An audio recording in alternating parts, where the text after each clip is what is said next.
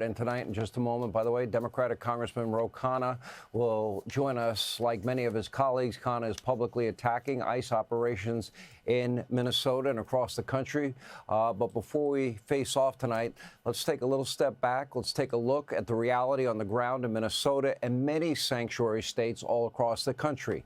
As we speak, ICE agents are faced with an incredibly difficult task. Joe Biden, Kamala Harris, they allowed, even encouraged millions and millions of illegal aliens from over 200 countries to cross into this country with a wide open southern border. Among those merely seeking work or a better life or government handouts, there were also scores of hardened criminals, gang members, rapists, pedophiles, terrorists, convicted killers, who spread out all across the entire country.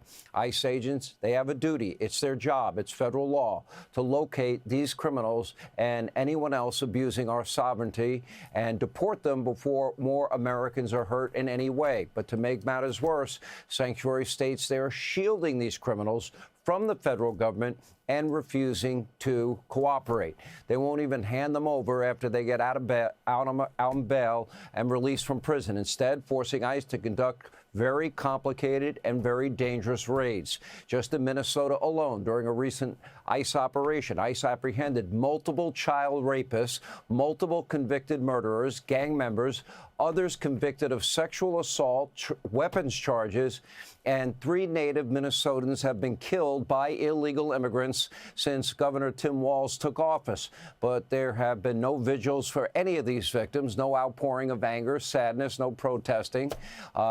You'd be hard-pressed to find any Democrat talking about any of the victims of illegal immigration. Instead, Democrats, they wax poetic about criminals while vilifying ICE agents, professionals for upholding the law. Take a look. Masked men jumping out of unmarked cars, people disappearing, no due process, no oversight, zero accountability happening in the United States of America today. When I see ICE, I see slave patrols. The dangers that we saw in Nazi Germany are the dangers that we need to react to now.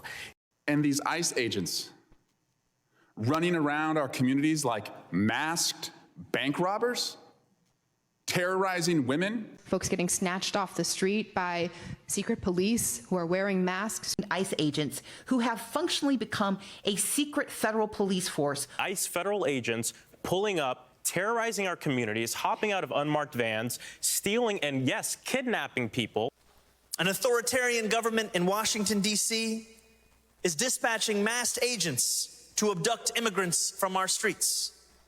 This is Gestapo-like behavior.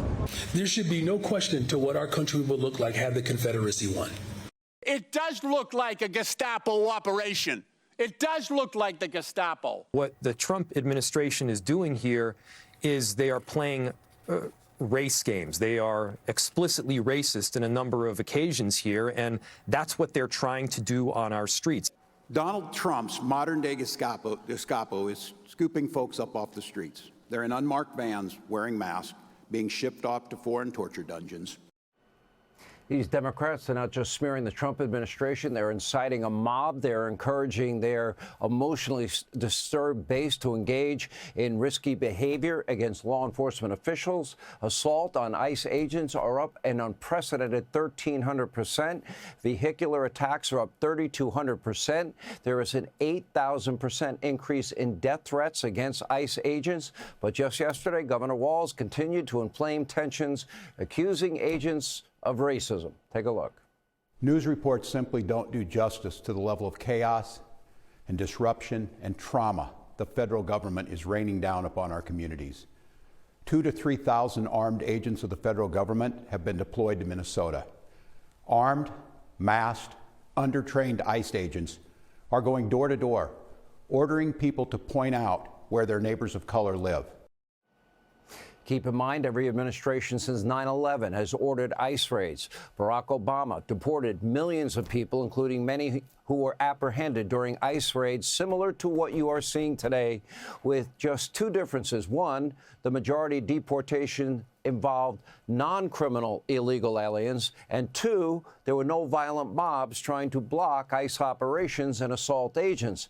Apparently, in this case, it was different because the Democrat was in charge. But our Constitution is the same. The fact that the Supremacy Clause of the Constitution establishes federal law as the supreme law of the land. Of course, that includes immigration enforcement. Hey, Sean Hannity here. Hey, click here to subscribe to Fox News YouTube page and catch our hottest interviews and most compelling analysis. You will not get it anywhere else.